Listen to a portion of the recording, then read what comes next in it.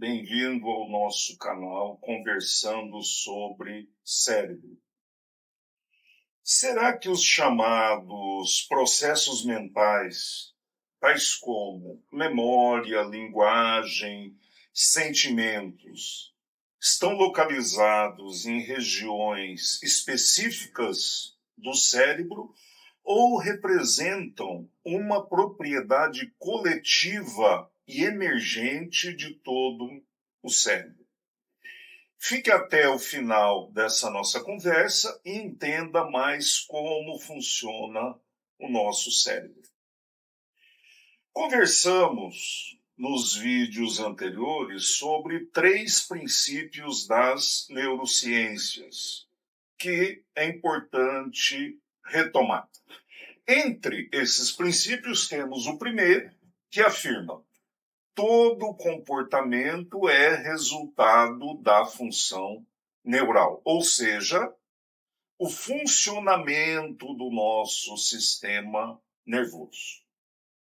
Então, todo comportamento é resultado da função neural, ou seja, do funcionamento do nosso sistema nervoso.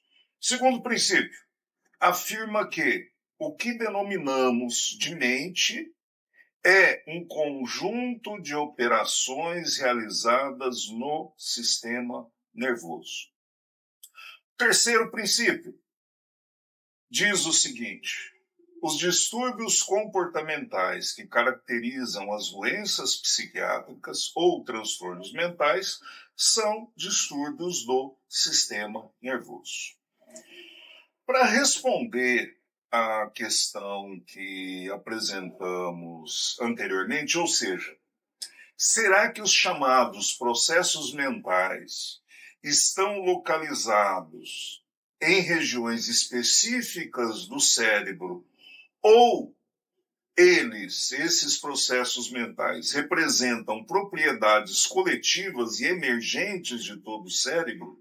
Então, para responder a essa questão, vamos conversar um pouco sobre o quarto princípio. O que diz o quarto princípio? Diz o seguinte: o cérebro é formado por regiões especializadas. Entretanto, funciona como um todo. Repito, o cérebro é formado por regiões especializadas, entretanto, funciona como um todo. Mas para melhor entender esse princípio e a questão apresentada, temos que compreender um pouco o contexto no qual ele surge e no qual a questão surge, ou seja, a história do desenvolvimento da chamada questão da localização de funções mentais. Nessa perspectiva, faremos um breve recorte histórico. Então, senta que lá vem a história. Nos séculos XVIII e XIX, fisiologistas, anatomistas, etc., começaram a procurar os chamados correlatos anatômicos das funções mentais. Uma das primeiras tentativas ocorreu no final do século XVIII, com a chamada frenologia. A chamada frenologia surgiu com um alemão chamado Franz Josef Gall, que viveu entre 1757 e 1828. O Gall chamou o seu sistema de organologia. O termo frenologia ele foi inventado pelo seu ajudante, pelo seu assessor, Johann Spurheim. Spurheim, que viveu entre 1776 e 1832, criou esse termo. Mas o termo, inclusive, ele foi rejeitado pelo próprio Gall. Mas voltando ao Gall, conforme ele, diferentes órgãos do córtex, eles corresponderiam a diferentes faculdades mentais. E o desenvolvimento desses órgãos seria inato. Então, imaginem mais ou menos a seguinte situação, né? Cada partezinha aqui, cada pedacinho aqui do córtex corresponderia a uma determinada função. Então, era isso que o Gall defendia. Dessa forma, as faculdades complexas, como, por exemplo, combatividade, esperança, o Gall usava os nomes estranhos para as funções, seriam desempenhadas por locais específicos aqui do nosso cérebro. Esses locais, eles se expandiriam à medida que essas faculdades se desenvolvessem. Mas lembrem, o Gall concebia que essas faculdades elas eram inatas. Então, o desenvolvimento dependia do quê? Dependia de cada organismo, independente das relações com o ambiente ou independente da experiência.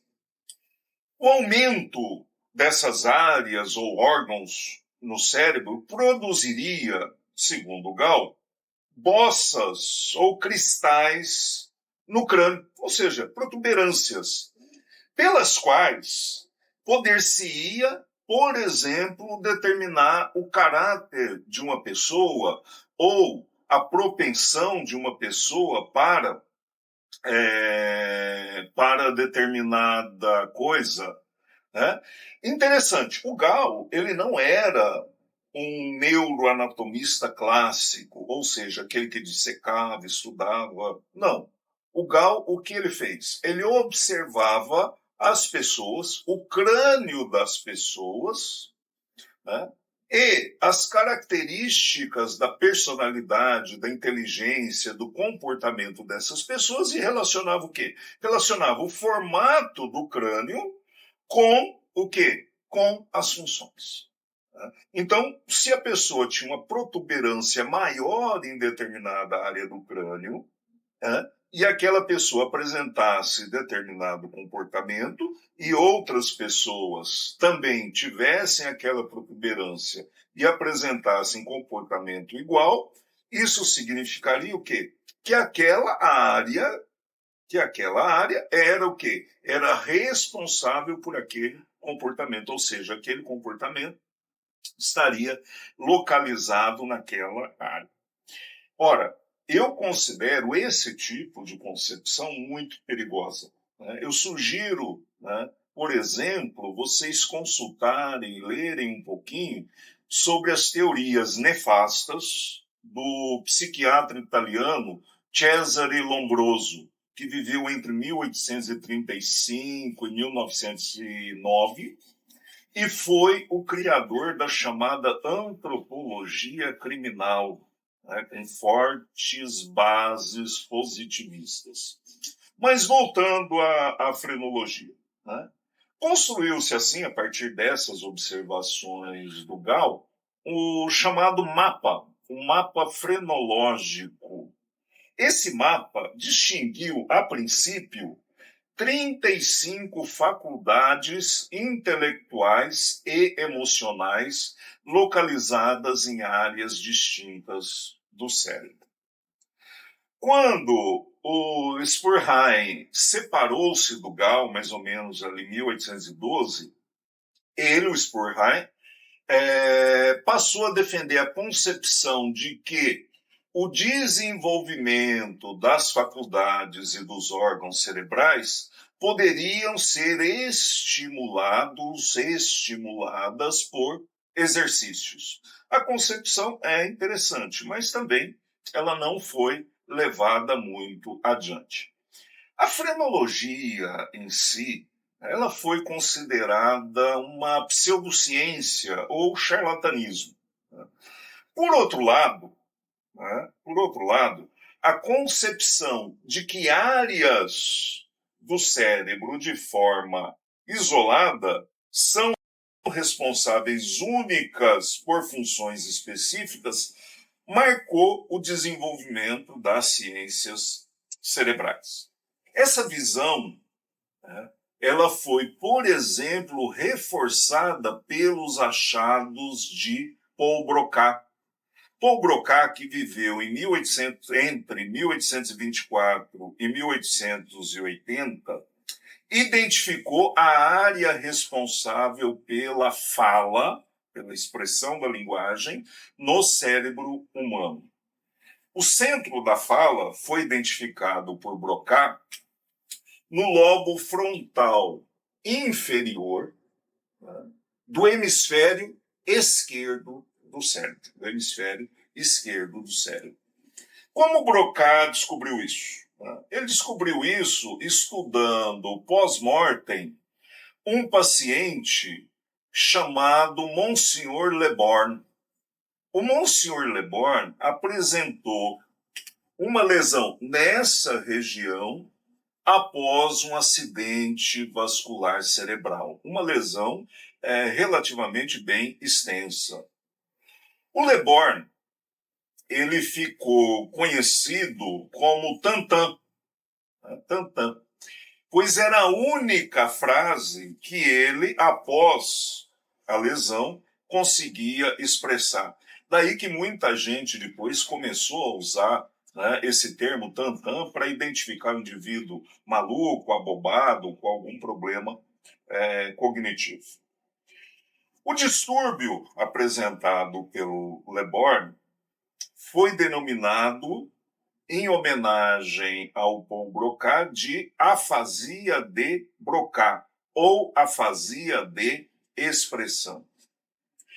Mais ou menos no mesmo período, um alemão chamado Karl Wernicke, que viveu entre 1848 e 1905, identificou a área responsável pela chamada afasia de compreensão. No caso do Broca, nós temos o quê? Uma afasia de expressão. Afasia quer dizer não falar, né? Não ter a capacidade de. No caso do Wernicke, da área identificada pelo Wernicke, o indivíduo conseguia expressar a linguagem, entretanto, ele não conseguia compreender a linguagem.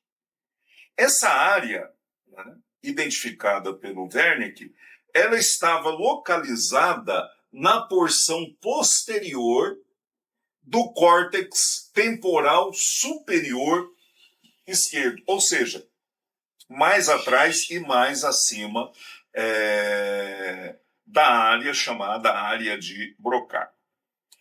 Pois bem, essas concepções, essas descobertas, elas reforçaram a ideia do localizacionismo. Mas existiam alguns indivíduos contrários à posição localizacionista. Entre eles, nós podemos citar, por exemplo, o psicólogo experimental americano Carl Lashley. Carl Lashley, que viveu entre 1890 e 1978, em 1938, desenvolveu, a partir de pesquisas experimentais sobre memória com modelos animais, a chamada teoria equipotencial, ou teoria da equipotencialidade. De acordo com essa teoria, as alterações do comportamento dependiam mais da quantidade de massa do que da localização. Ou seja, quanto maior a extensão, maior a disfunção que o sujeito apresentaria. Essa posição do Lashley, ela influenciou as teorias da Gestalt, né? Inclusive, nós temos a psicologia da Gestalt, etc. Porém, na prática, hoje, essa teoria ela se mostra controversa com alguns problemas sérios, né? Inclusive em termos da questão da metodologia adotada pelo Lashley. Pois bem, Alguns anos mais tarde, entre os anos de 1940 e 1950, o neurocirurgião canadense Wilder Penfield, que viveu entre 1891 e 1976, identificou no córtex parietal anterior, a chamada área sensorial. E na parte posterior do córtex frontal, a chamada área motora do cérebro. Ou seja, né, o Penfield identificou no córtex parietal, né, mais especificamente nas chamadas áreas 3, 2 e 1 do mapa de Brodmann, né, vamos ver isso mais tarde, não se preocupem muito com isso agora, ele identificou a chamada área sensorial. O que significa isso? Né? Que nós sentimos o nosso corpo aqui. Então, todos os membros, todas as partes do nosso corpo são sentidas nessa região do córtex parietal. Abrindo parênteses, né, não custa reforçar, nós sabemos que o funcionamento ele é contralateral. Então, o que acontece?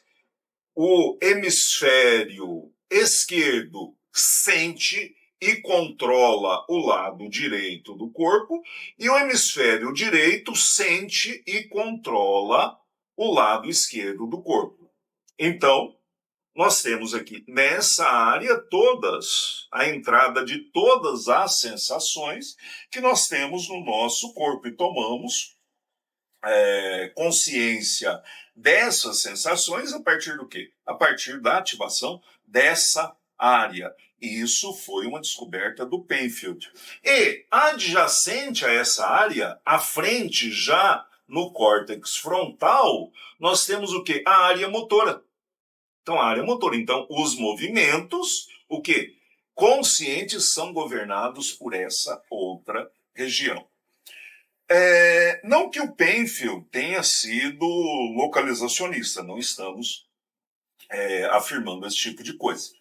Para representar a topografia de suas observações realizadas mediante estimulação elétrica no córtex durante neurocirurgias realizadas em pacientes epiléticos, né? Então, como o Penfield descobriu isso? O Penfield era um neurocirurgião canadense especializado em epilepsia. Inclusive, muito daquilo que nós conhecemos sobre a epilepsia se deve ao Penfield.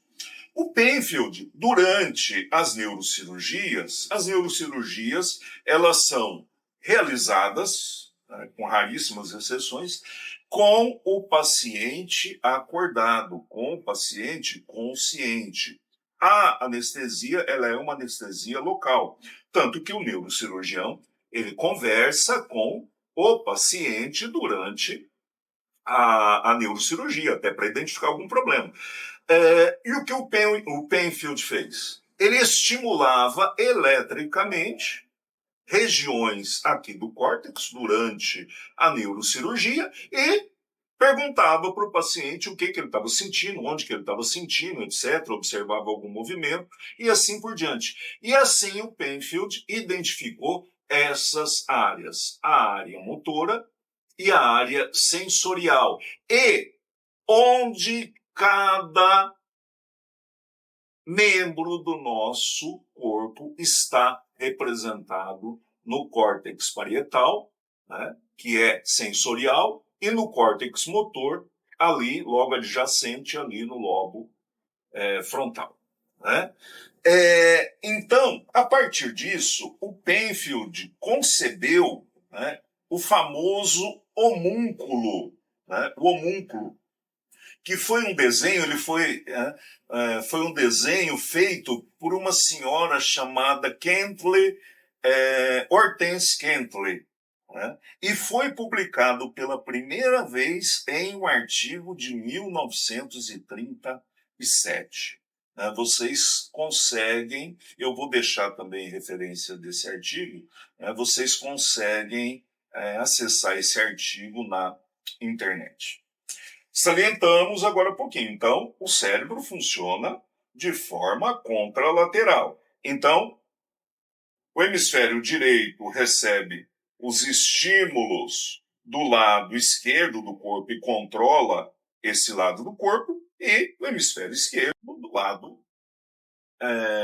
do lado direito. Por isso, né, vamos supor o seguinte: um paciente sofre um acidente vascular encefálico e fica aqui com, né, a parte do lado direito do corpo paralisado. Isso significa o quê?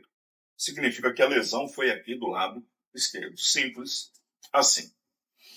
Não vamos nos preocupar agora, por enquanto, né, com os rigores neuroanatômicos. O objetivo agora, por enquanto, é compreender os princípios das neurociências.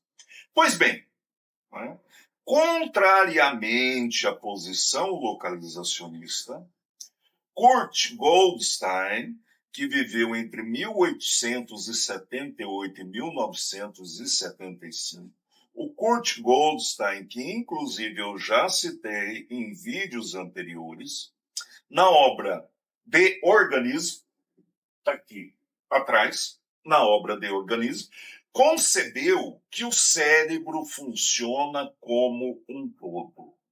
Então, nessa obra, ele diz: o cérebro funciona como um todo, mas não a partir de áreas não diferenciadas, ou seja, a diferenciação em termos de função nas áreas cerebrais. Então, né, na concepção de Goldstein, é falha a ideia de que tudo aqui depende de tudo. Né? Então, ele não abraça essa teoria. Então, segundo ele, há sim uma especialização. Mas continua observando o Goldstein o seguinte: uma lesão, mesmo localizada em uma área especializada, vamos pegar aqui, por exemplo, a área de Broca, afeta o organismo como um todo. Afeta o organismo como um todo. Em outros termos, né, uma lesão cerebral modifica o organismo e não apenas afeta um comportamento específico relacionado àquela área. Então, observem, por exemplo, nos pacientes neurológicos, você tem uma desestruturação do organismo como um todo. Né? Muitas vezes a pessoa ela desmorona. Então, isso é muito importante. Essa é uma observação importante feita por Goldstein lá na década de 1930. Né? E que muita gente ainda hoje não leva em consideração. Né? Mas é outra questão, e sobre isso conversaremos com mais detalhes, com mais rigor, mais tarde.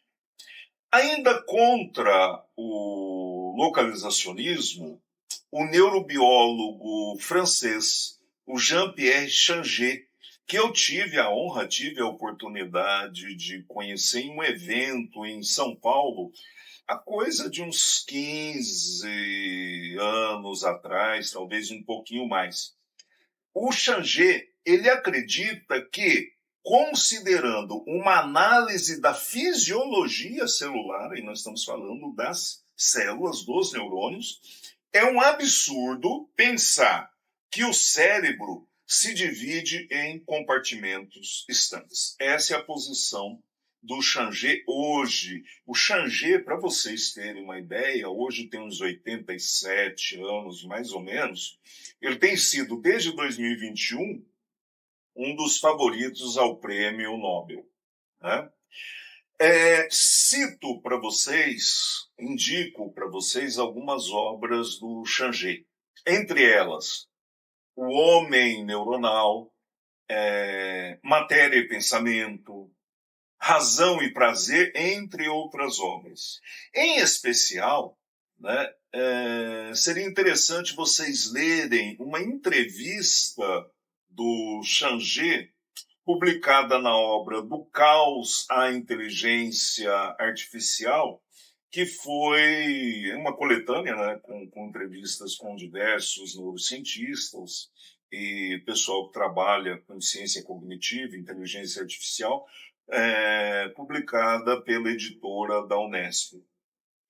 Também recomendo novamente a leitura do nosso livro Merleau-Ponty e a Filosofia das Neurociências, o problema da localização de funções cerebrais. Vou deixar novamente o link na descrição desse vídeo para que vocês possam baixar a obra gratuitamente. De volta ao localizacionismo, ao nosso contexto histórico. Por volta de 1983, o filósofo e cientista cognitivo norte-americano, o Jerry Fodor, que viveu entre 1935, faleceu agora recentemente em 2017, propôs o conceito de modularidade. De acordo com esse conceito, ou de acordo com essa teoria, né, chamada teoria da modularidade, os aspectos essenciais da cognição seriam resultantes da atividade neuronal independente em módulos neurofuncionais autônomos. Né?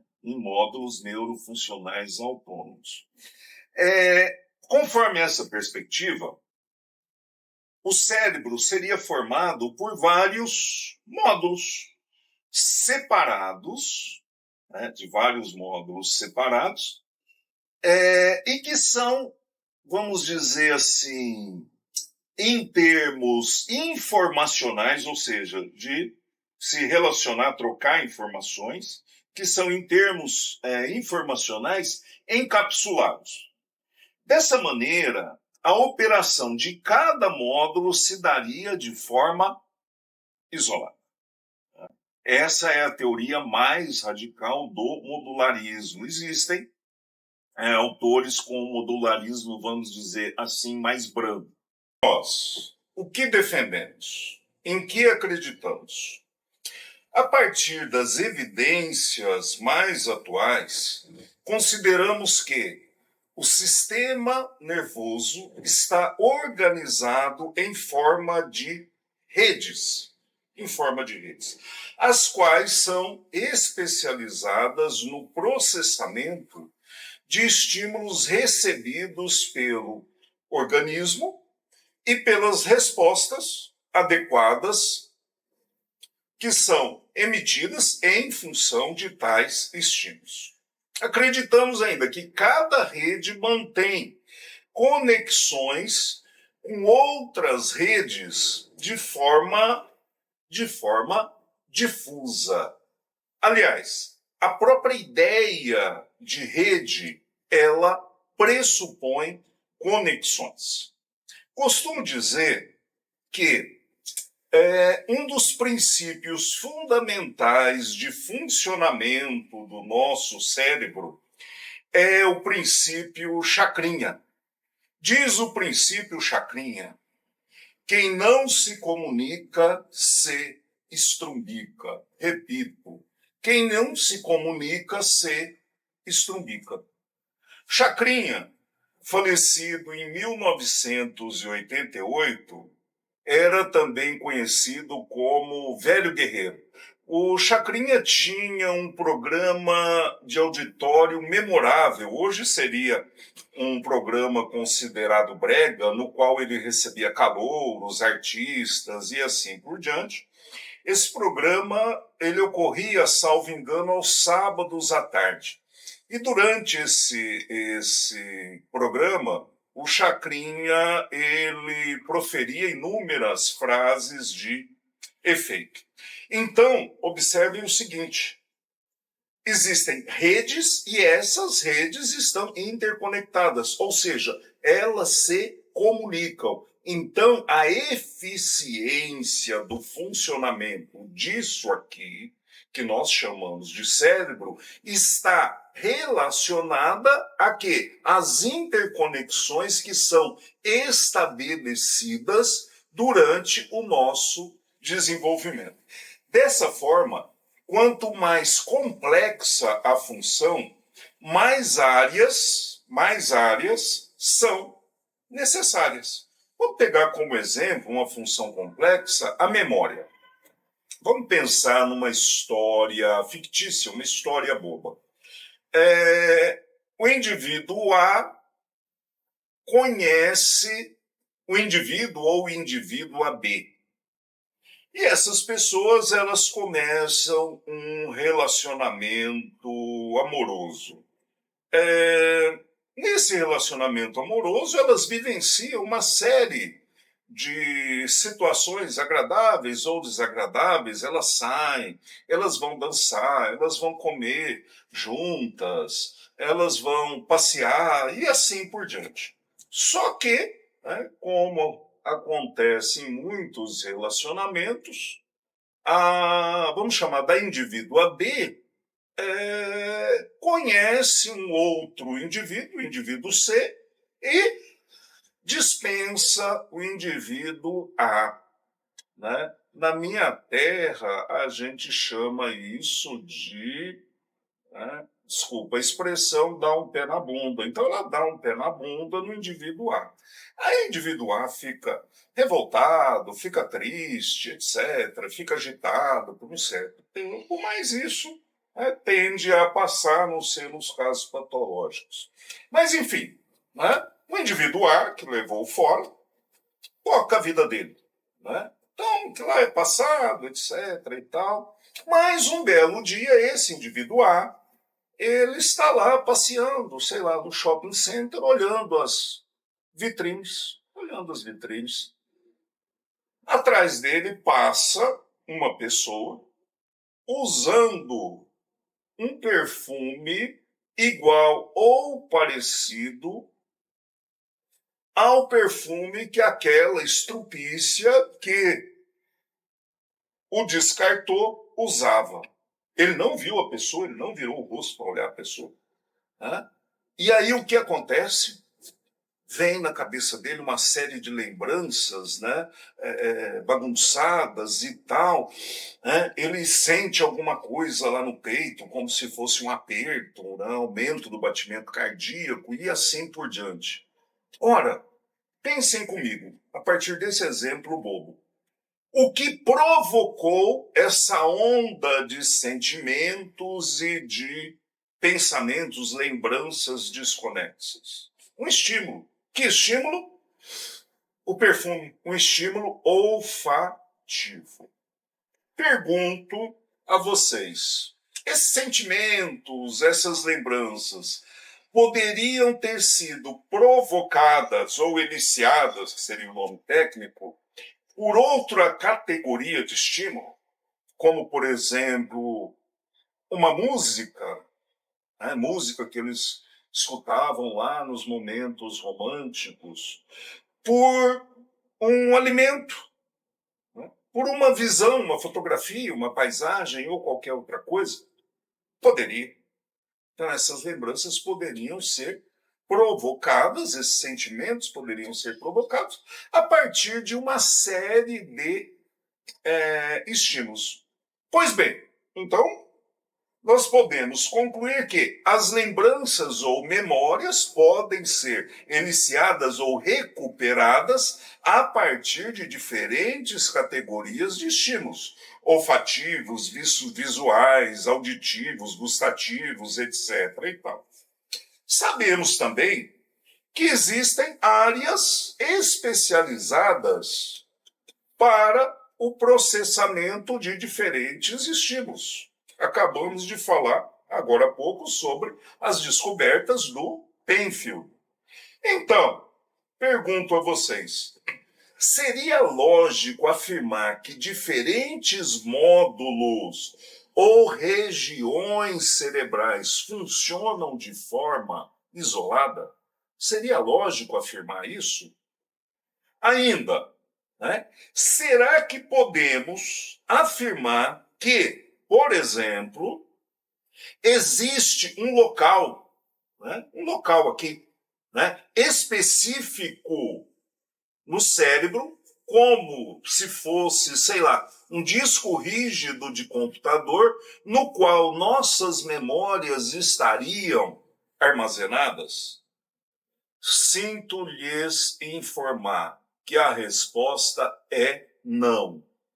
Mas nós vamos ver mais tarde, quando formos falar sobre memória, que essa notícia é uma notícia boa. É uma notícia boa. Mas depois a gente conversa sobre isso. Portanto, o cérebro é formado por regiões especializadas, mas funciona como um todo. Repito, o cérebro é formado por regiões especializadas, entretanto, funciona como um todo. Para aprofundar um pouquinho mais sobre esse tema, no nosso próximo vídeo, nós vamos conversar sobre a relação entre estrutura e função. Obrigado novamente por nos assistir. Se você gostou desse vídeo e da nossa proposta, se inscreva no canal, indique para os seus amigos, ative as notificações, pois em breve nós postaremos novos conteúdos. Se você tem alguma sugestão de tema ou alguma questão ou alguma observação sobre esse vídeo, por favor, escreva lá nos comentários. Um grande abraço e até a nossa próxima conversa sobre cérebro. Bye, bye.